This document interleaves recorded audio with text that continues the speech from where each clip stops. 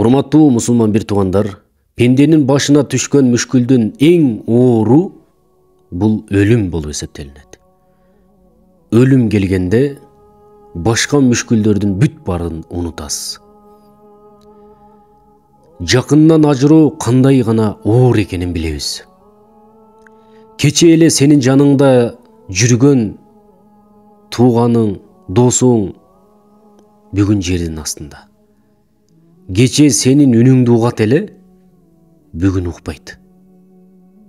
Кече эле сен да, ал да күлүп, жыргап, сүйүнүп олтурдуңар эле.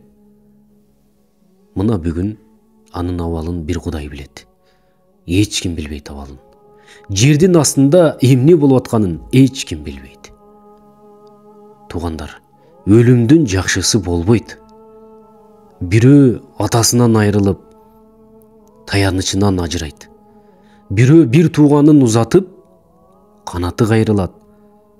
Дагы бирөө баласын көмүп, боор эти сыздайт. Өлүмдүн жакшысы болбойт туугандар. Бирок жашоо уланышы керек. Бирөөнүн өлүмү экинчи бирөөнүн жашоосун токтото албайт. Жашоо уланышы керек. Уланып да келген. Мындан ары уланат дагы. Эми эмне кылабыз? Эми угуңуз. Канткенде өлүмдү жеңил көтөрөбүз.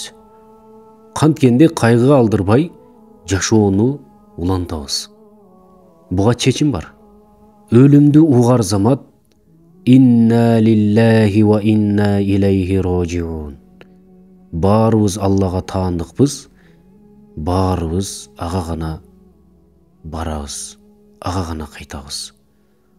Алланын тагдырына моюн сунганыңда, ыраазылыгыңды билдирген мына ушул сөздү айтабыз туугандар. Ушул сөздү айткандарга 3 жакшылык бар. Мактоо, ырайым жана туура жол.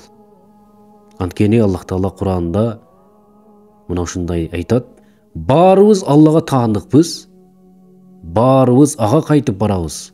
Тагыраак айтканда инна лиллахи ва инна илейхи ражиун деген адамдарга, мына ушуларга Роббисинен мактоо, ырайым, ошолор туура жолго түшкөндөр деп айтат. Бакара сүрөсүнүн 156 аятында. Өлүмгө шүгүр кылып, мактоо айткан пендеге бейиште үй курулат. Аллах Таала Куранда бейиштен бул пендеме үй кургула да, аны мактоо үйү деп атагыла дейт. Кантип шүгүр кылабыз? Албетте бул тагдырга ыраазымын. Жанагы сөздү кайталайбыз. Инна лиллахи ва инна илейхи ражиун. Биз баарыбыз Аллага таандыкпыз, баарыбыз ага кайтып барабыз деген сөздү айтуу менен. Анткени бул сөздү айтсаңыз да, айтпасаңыз да, жакыныңыз, досуңуз, таанышыңыз өлүм төшөгүндө жатып, же болбосо жөн эле басып бараткан жеринен өлүп кете берет. Ошол үчүн биз инна лиллахи ва инна илейхи ражиун деген сөздү айтышыбыз керек. Бул Куранда келген. Бул дүйнө жашоосу ушундай убактылуу экенин сезебиз, билебиз. Сыноо жашоо экенин дагы билебиз. Сыноодон сынбай өтүп, акыретте акыбетин көрүшүбүз керек акыры.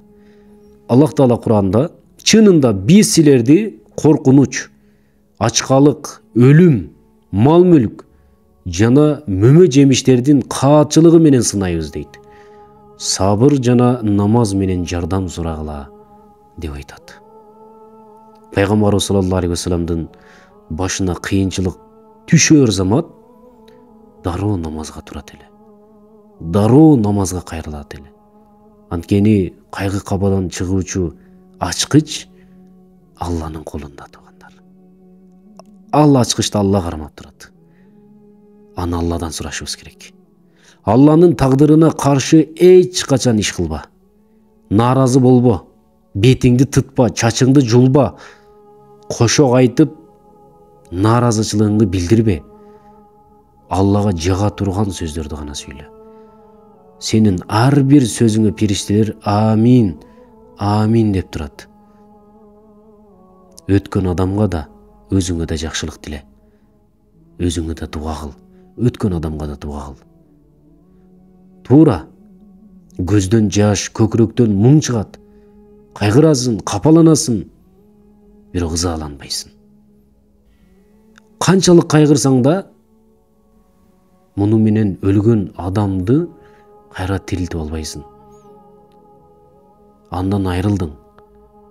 Бирок жолугушчу жер дагы бар, жолуга турган күн дагы бар. Өзүңдү карма.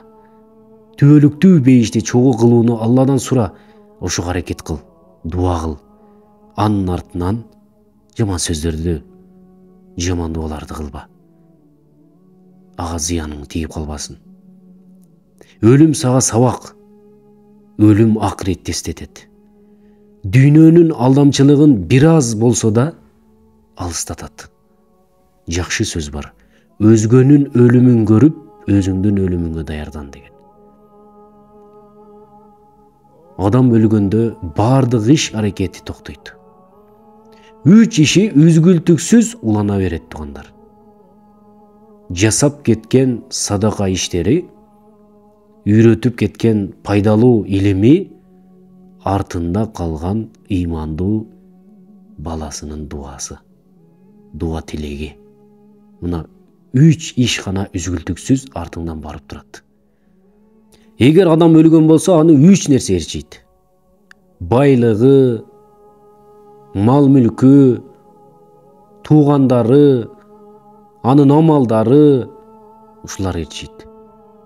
Бирок экөө кайра кайтып келет. Өзүнүн туугандары, жакындары, балдары, мал дүйнөсү, байлыгы, ушул экөө кайтып келет, бирөө эле калат. Ал да болсо жакшы амалы, жакшы жүргөн иш аракети, кылган дуалары, мына ушулар гана калат.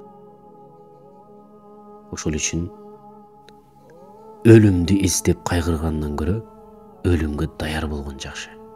Өзгөнүн өлүмүнөн улам, сен өзүңдүн өлүмүңө даярдан. Wassalamu alaikum wa rahmatullahi wa barakatuh.